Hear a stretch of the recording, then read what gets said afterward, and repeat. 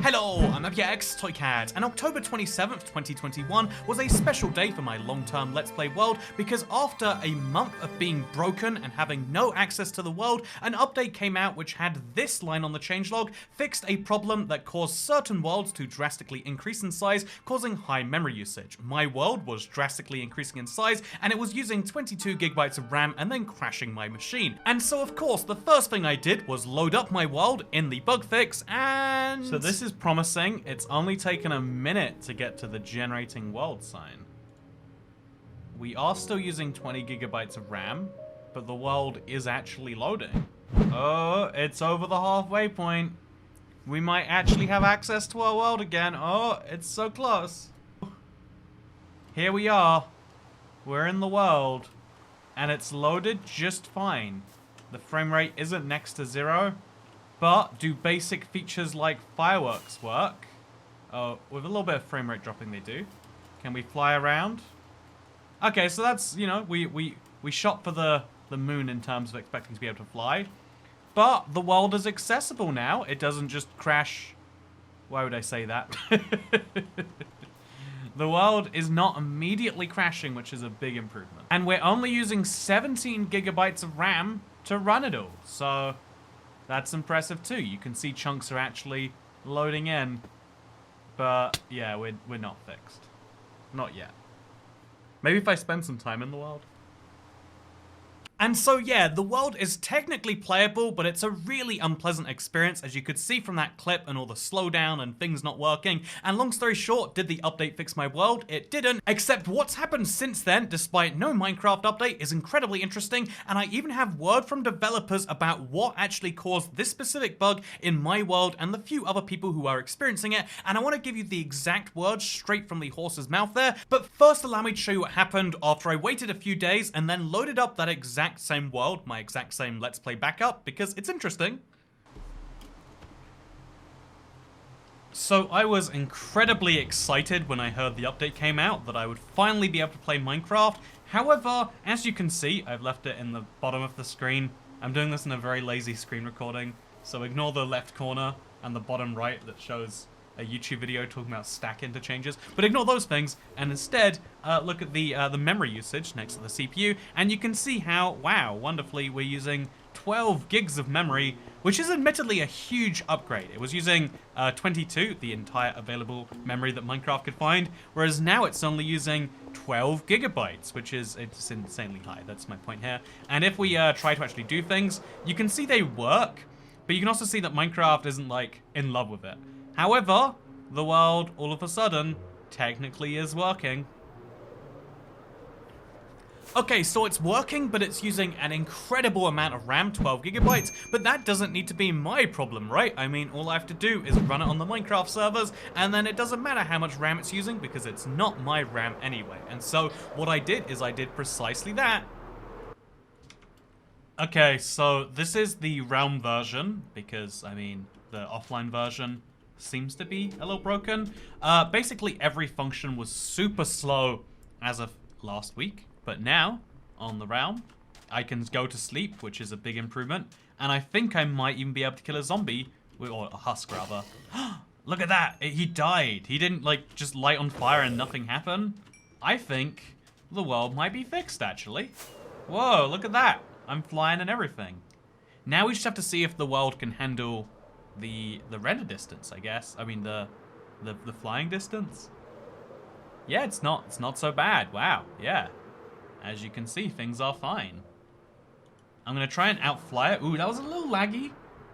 And we have hit the edge of what Minecraft will render. So something is a bit wrong here, it seems. But we're fine again. Yeah. So clearly the world is still broken. It's just their server is now, it's a level of broken their server can at least vaguely handle, which again, kind of sucks that like they don't have a server capable of handling a bug their own game created. But again, I'm going like 20 times the amount of resources they expect me to be using. You can understand why they don't have unlimited resources in the servers, even if you are paying for them. But it's still, it's very interesting to see that like, yeah, the world is functioning at a different level, yes, but it is functioning. I can play Minecraft here just fine, which is a big improvement, I would argue. I mean, again, just fine with an asterisk. Just don't use the fireworks and everything will be okay, which is what I'm doing right now.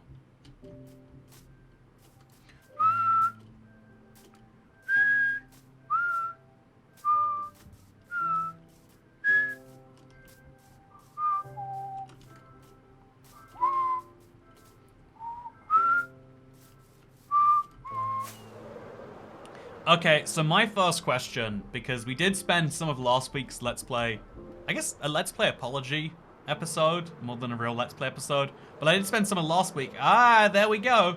As you can see, the furnace house is back. It's beautiful, and we all love to see it.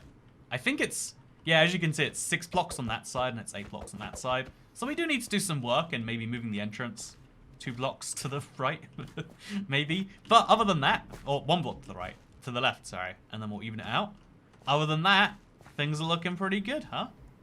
And so while I fix up the furnace house and work on another important project, which I've been wanting to do for a month, but I just haven't had access to my Let's Play world, allow me to explain what actually happened in the words of a Minecraft developer that actually worked on fixing this. And to their credit, they did get my world. It was something like 10 PM UK time, and then at 10:31 UK time, they'd worked out the fix, and they'd been able to roll it out. However, they've only just been able to give me the official PR-approved response in the last few days as to what actually happened, and I'm going to read that to you verbatim so you can actually understand what went on behind the scenes and what happened. So first of all, they wanted to clarify that we hope no one will end up needing to self-diagnose world data. We prioritize issues involving data loss above all other types of bugs, including crashes. And they're saying that because last week I went through everything I could to find out what this issue was, and I wasn't finding anything besides there is one chunk in my world that was causing 300 gigabytes of world usage, and something about that was causing the RAM usage to go off the charts, which was causing the memory usage to go off the charts. So it was just going back and forth between memory and storage. It was a whole nightmare,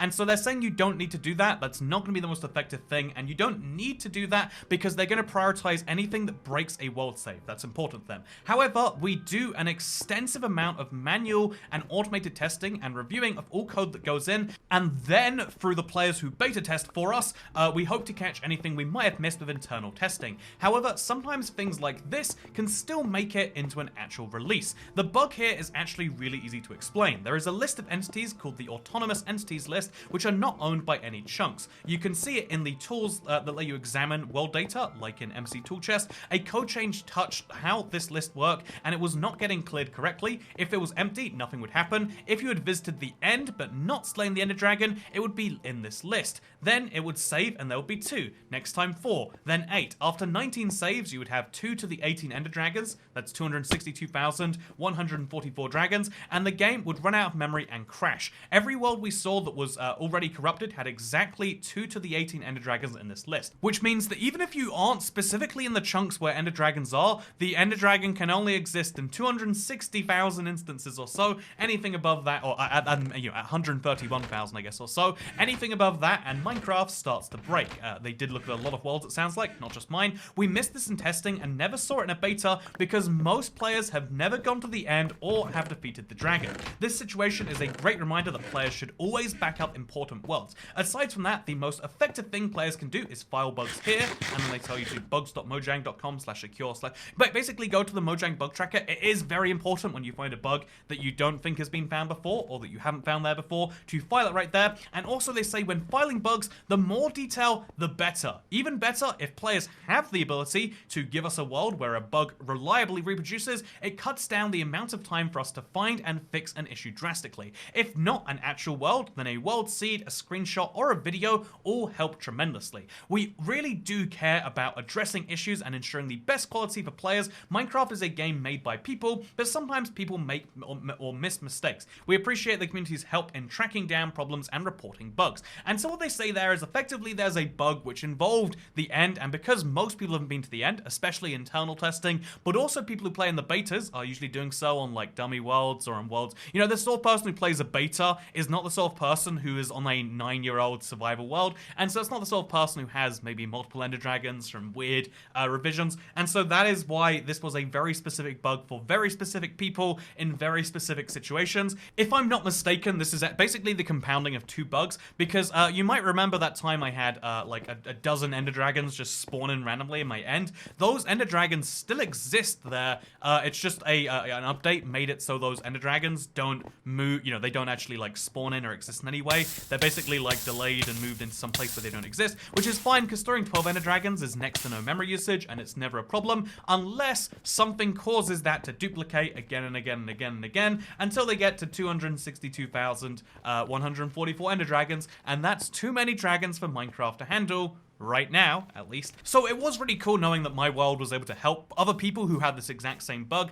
because obviously my world has a lot of documented evidence about it out there, and it was pretty useful to be a part of that. But the more important thing here than my feelings of self-grandeur that are probably over-exaggerated in the actual reality, but you know, like way more important than that is the fact that if you do play Minecraft, you are going to run into bugs, but the important thing is if you want to help other people fix those bugs, then you use the bug tracker, and if you don't, even if you don't know what the bugs are, just as much detail as you have about it. And the other thing is make world backups. Again, this was a tragic loss of a month, which if you think about it, like a month of you know, not being able to play a world, which I've only had for 9 years, which is only 9 times 12 months. So you know that's like 1% of the time since the world has been started that I haven't been able to play, and that's like the best case scenario because I had backups, because I had copies that I could send and help out, and because this was such a serious bug fix. Some people have Minecraft worlds that are permanently corrupted, maybe because of a bug, maybe because of a power failure. All these sorts of things are just like, if you care about your world,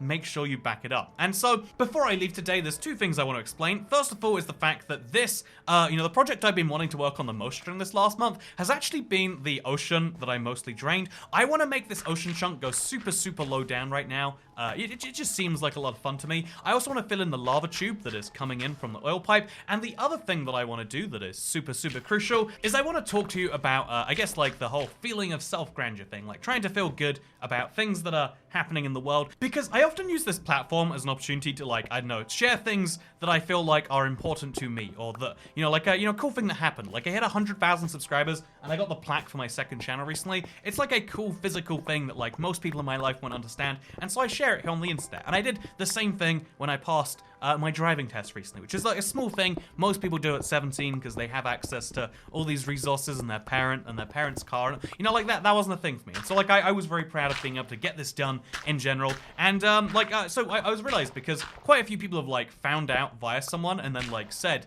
congratulations in a way that like it's really like cool to feel like, oh, people actually have at least some investment in your success. And it's interesting because my default is like, don't tell people, just on the off chance they don't care. Like, you know, when someone's like trying to like flex with you about something, it's one of the most frustrating feelings in the world. Like, no, I really feel like you're trying to get me to care, and I'm such a contrarian that even if you're like, it's like, yeah, this just amazing thing just happened. Is it so amazing, you know? But I realized that there's like you know, 3 types of friends on this, and I think it's cool that you have access to all 3. There's people who are like you know, like, oh yeah, that's cool, like they just brush it off as a side thing and then they'll move on to something else. There are people who are like, oh my god, that's amazing, and are actually like there to support you, and I think this is a underappreciated type of friend in the world. But also there are people, maybe not friends in some people's eyes, but there are also people who are like, yeah, brush it off and then move straight onto something else. And I think a lot of people's instinct is like, oh, but they're not a good person if they brush off your really big accomplishment that's taking you how many years to achieve. But I also think it's important to be aware that that is some people's reaction to your existence in the world, you know, like you're just a character in the universe for them. Maybe they miss it, maybe they really don't care, and it's like, well, that's just,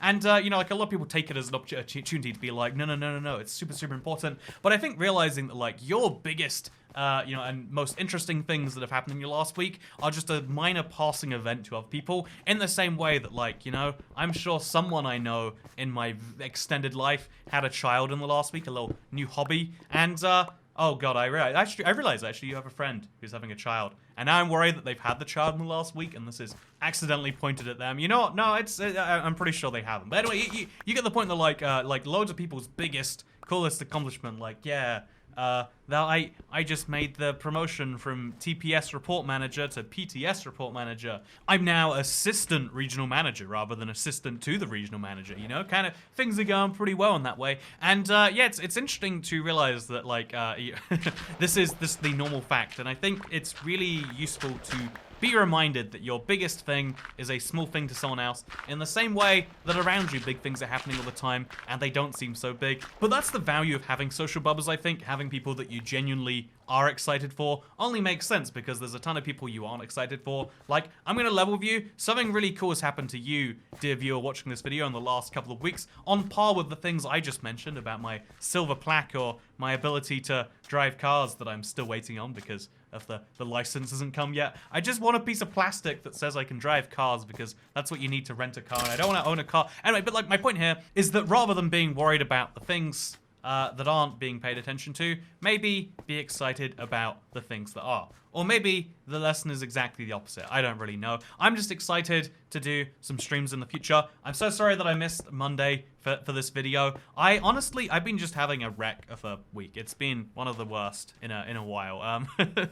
I'm like super disappointed in how it's like affecting my ability to do the important things here on the various YouTube channels. And so apologies for that. Just want to throw it out there. I'm excited for November. I feel like November is the month of game releases. And you know what? I say this whenever things are like really messy and muddled up and everything else. But when things are bad, it's just a cool reminder they can get better in the future. Some people live a life where it's, you know, like every bad thing is the worst thing that has ever happened. But when you realize that, like, yeah, if we're going down now, that means there's an upswing coming soon. And so I'm excited for that upswing. And in the same way, I was sure just a week ago the Let's Play world would never recover, but here we are. Next week can be a normal Let's Play episode, should we want it. I've forgotten how it works, honestly. Do I talk about the walk I went for in the woods where I realized that, you know, like, people don't care about my things and I don't care about their things? Or do I build things with furnaces and digging and, well, I don't know for sure. Do I just move stone blocks around? We'll work it out next week, I guess. But thank you for watching this video. I hope you enjoyed this little update to what happened in the Let's Play world, and I look forward to seeing you all for something soon. I don't have any commitments or promises right now, but I hope you all enjoyed the video anyway. Goodbye.